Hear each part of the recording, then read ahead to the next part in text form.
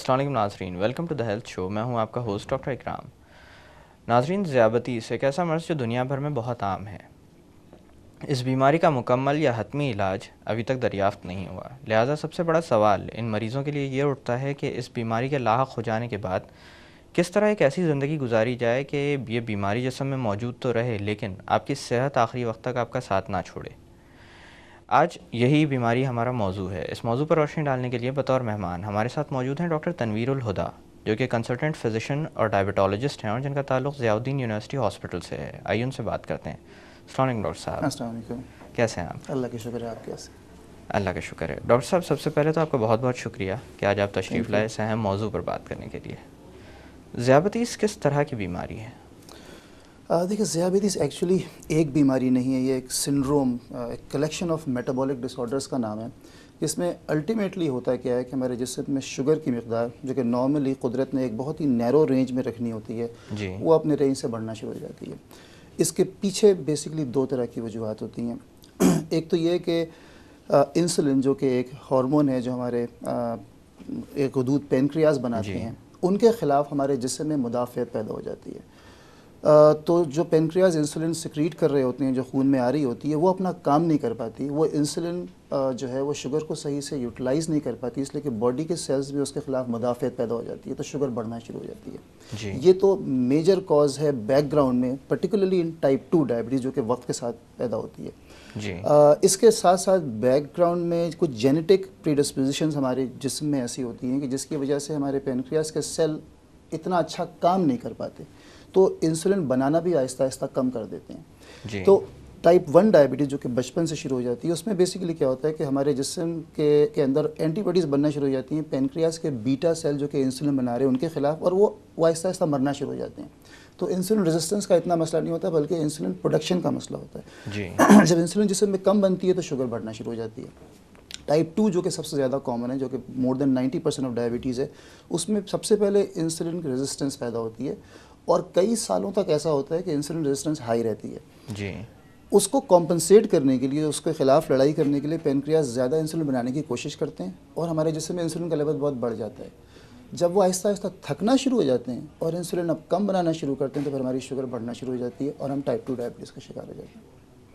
अच्छा डॉक्टर साहब, अगर अलामात वगैरह के लिहाज से देखा जाए तो टाइप 1 और टाइप 2 में क्या तफरीक पाई जाती है? देखिए, टाइप 1 आमतौर पे अचानक शुरू होती है, जिसमें कि अक्सर औक़ात within a few days to a few weeks अक्सर लोगों को जब जिस्म में शुगर बढ़ना शुरू होती है तो उनको यूरिन ज़्यादा पास होता है, उन्हें प्यास ज़्यादा लगती है, उन्हें भूख ज़्यादा लगती है। तो आमतौर पे इन सिम्टम्स के साथ आते हैं कि हमें प्यास बहुत लग रही है, हमें भूख बहुत लग रही है, हमें यूरिन बहुत पास हो रहा है, और ज़्यादा खाने के बावजूद हमारा वेट कम हो रहा है, और साथ में फटीग और कभी कभार कुछ मुख्तलिफ तरह के इन्फेक्शंस के साथ आते हैं। ये तो है टिपिकल टाइप 1 डायग्नोसिस। जो मसला है हमारे यहाँ वो ये है कि ये हमारे यहाँ सारी दुनिया में, ख़ासतौर पर पाकिस्तान में, ये less than 7-8% of total diabetes है। मोर देन 90% इज़ टाइप 2, जी। जो कि इस तरह प्रेजेंट नहीं करती, जो कि जिसमें शुगर बहुत slowly over a period of months two years बढ़ती है और पेशेंट को कुछ भी फील नहीं होता। तो इसीलिए अक्सर औक़ात लोग ये समझते हैं कि हमें कोई मसला नहीं है, और जब इंसिडेंटली शुगर चेक होती है तो हाई होती है और डायबिटीज़ का पता चलता है। बहुत कम ऐसा होता है कि टाइप 2 डायग्नोसिस में वो किसी सिम्टम्स के साथ आते हैं। तो इसलिए इस बात को जहन में रखना बहुत ज़रूरी है। कुछ पेशेंट समझते हैं कि हमें तो ये सिम्टम्स नहीं, हमें डायबिटीज़ कैसे हुई। तो सबसे ज़्यादा डायबिटीज़ जो टाइप 2 है वो बगैर किसी सिम्टम्स की होती है मोस्ट ऑफ द टाइम। इसलिए वो पेशेंट जिनमें रिस्क फैक्टर्स हो डायबिटीज़ के, उनमें पीरियोडिक चेक होना बड़ा ज़रूरी है टू मेक श्योर कि शुगर हाई है कि नहीं। डॉक्टर साहब, जैसे रिस्क फैक्टर्स का आपने तज़किरा किया, इसी हवाले से मैं आपसे पूछना चाहूँगा कि किन लोगों को सफ़े अव्वल में शुमार किया जाता है जिनको आने वाले वक्त में ज़ियाबतीस का मर्ज़ लाहक हो सकता है? देखें, वो लोग जिनकी फैमिली में, क्योंकि एक जेनेटिक डिजीज़ है, जिनकी फैमिली में डायबिटीज़ है, पेरेंट्स में, ब्रदर्स सिस्टर्स में, अंकल आंट्स में, तो वो हाई रिस्क पर होते हैं।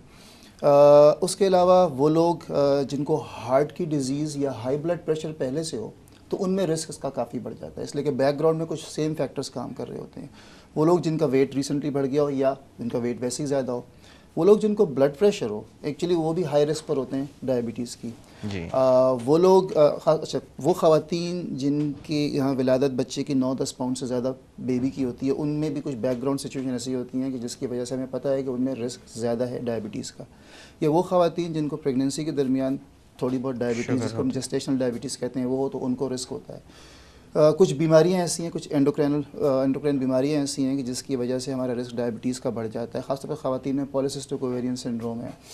कुछ दवाएं ऐसी हैं जो हम ले रहे होते हैं। तो इनमें से कोई भी ऐसी बैकग्राउंड सिचुएशन हो तो ये वो लोग हैं जिनको डायबिटीज़ होने का रिस्क ज़्यादा होता है। तो उनमें हमें ज़्यादा ध्यान से जहन रख करके कि कब किसको कितनी फ्रीक्वेंटली चेक करना है, उन्हें चेक करने की ज़रूरत होती है। अच्छा डॉक्टर साहब, इसी तरह से कभी कभी स्ट्रेस। एक चीज़ ऐड कर दूँ which is very important, very relevant. वो लोग जो फिजिकली एक्टिव नहीं है, they are really at risk of diabetes. क्योंकि अगर कोई एक सिंगल मोस्ट इंपॉर्टेंट फैक्टर जो डायबिटीज़ होने के चांसेस को कम या डिले कर सकता है वो है फिजिकल एक्टिविटी। अच्छा डॉक्टर साहब, इसी तरह से मैं एक चीज़ और आपसे जानना चाहूँगा कि वो लोग जो ज़िंदगी में स्ट्रेस का शिकार होते हैं, क्योंकि स्ट्रेस का भी काफ़ी तस्करा आता है और उसके अंदर शुगर लेवल्स हाई होते हैं जो डायबिटिक लोग होते हैं उनके अंदर, तो इस हवाले से मैं आपसे पूछना चाहूँगा कि क्या स्ट्रेस के साथ इस बीमारी का कोई एसोसिएशन है? देखिए साइंटिफिकली तो नहीं है। There is nothing that correlates this together कि जी स्ट्रेस से डायबिटीज़ हो जाती है, लेकिन एक पार्ट ज़रूर प्ले कर सकती है जो कि हम सोच सकते हैं। वो इस वजह से कि जब हम स्ट्रेस में होते हैं तो हमारे जिस्म में कुछ हार्मोन्स की मकदार, कुछ केमिकल्स की मकदार बढ़ जाती है जो कि इंसुलिन रेजिस्टेंस में किरदार अदा करते हैं। तो prolong stress may lead to it, there is no science behind it. लेकिन जिन लोगों को डायबिटीज़ है उनकी शुगर स्ट्रेस में बढ़ ज़रूर सकती है, against because of the same background में वही हार्मोन्स केमिकल्स की मकदार जिसमें बढ़ जाती है स्ट्रेस में, जो कि इंसुलिन के काम के ख़िलाफ़ काम करते हैं। तो शुगर हमारी बढ़ ज़रूर सकती है अगर किसी को डायबिटीज़ है। तो stress can unmask diabetes, it generally shouldn't cause diabetes. Diabetes होनी नहीं चाहिए उससे, यानी वजह नहीं बनता, वजह नहीं बनता, लेकिन ये कि शुगर बढ़ने की वजह के इम्कानात हो सकते हैं। अच्छा डॉक्टर साहब, इसी तरह से तशख़ीस का क्या तरीक़ाकार होता है? क्योंकि दो तरह के टेस्ट अमूमन तजवीज़ किए जाते हैं, एक खाने के बाद का, एक खाने से पहले का। तो इनकी कितनी वैल्यूज़ होनी चाहिए और ये कितने अहम है? देखिए इसमें हमें फास्टिंग, खाने के बाद वाली रैंडम या पोस्ट प्रेनल जिसे हम कहते हैं वो, और एक जो शुगर का 3 महीने का एवरेज होता है हीमोग्लोबिन A1C, उन तीनों की अपनी अपनी इंपॉर्टेंस है।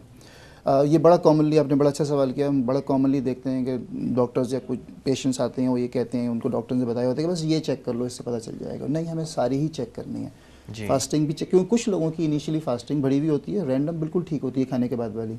कुछ लोगों की खाने से पहले वाली ठीक होती है और खाने के बाद वाली बड़ी होती है।